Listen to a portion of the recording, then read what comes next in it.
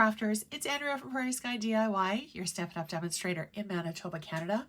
5-Minute Friday. Let's jump into it. Today I'm showing you how to get a little bit of a different look with your inks and clear embossing powder. Now I am stamping in the classic ink pads. I've got 3 colors: Tahitian Tide, which is the blue, Sweet Sorbet, which is my red, and I've also got Lemon Lime Twist, which is our green. And I am working quickly because even though these inks do stay wet for a while, they don't stay wet forever. Now, I did kind of forget a key crucial step, which was to use my embossing buddy. But because this isn't really a detailed stamp, I'm not too worried.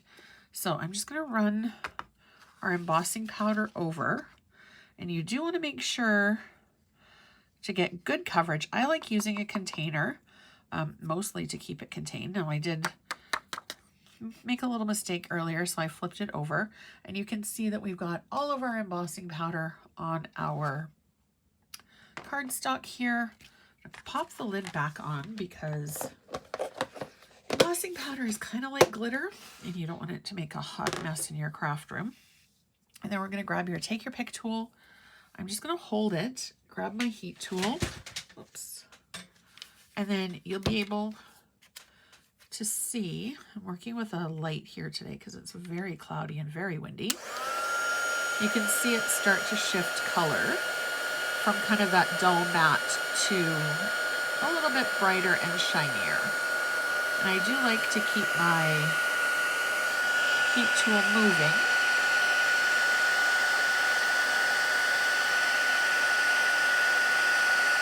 And once it does get nice and warm, it goes really, really quickly.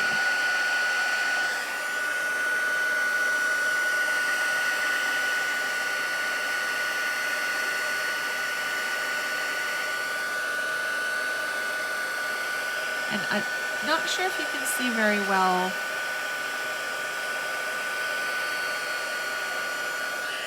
how it changes, but you can kind of tell that we've gone from that dull color to a little bit more shiny, and then just by touching it you can feel that there's a texture change as well. So now we're going to close up our ink pads. And that's it. So you still get a really fun embossed look, a little bit of shine and sheen on your card without getting too involved with buying all of the embossing powder colors. I do love clear embossing powder because there's so much that you can do with it. Now, the card base is our standard base size, 4 1/4 by 5 1/2. Our piece of Tahitian Tide here is cut 1/4 of an inch smaller at 4 1/4, or sorry, 4 by 5 1/4. And we're just going to kind of aim for center.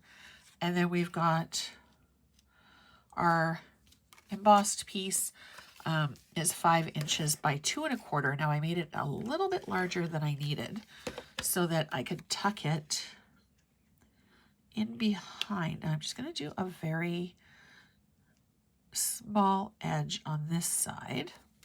And I did it a little bit smaller so that I could tuck it underneath our piece of designer series paper. Oops, not sure what happened there. Our adhesive didn't adhere. There we go. That's better. And then we're just going to do our piece of Be Mine designer series paper. And then we're going to bling it up and our card is done. So heat embossing, if you've never done it before, can be totally intimidating. It's actually one of the very first things that I did in a Stampin' Up! Class that I took years and years and years ago. We used gold embossing powder, and watching it transition from dull and dreary to bright and shiny was life-altering. I mean, that sounds bigger than it actually was, but it was pretty amazing to watch how something so simple could add such an impact to your card. Now, I think we're going to go Speaking of gold, we're just going to add a few little gold blingy bits here. And I'm just going to do 3 today because that's kind of my go-to. Just adds a little bit of oomph and pizzazz.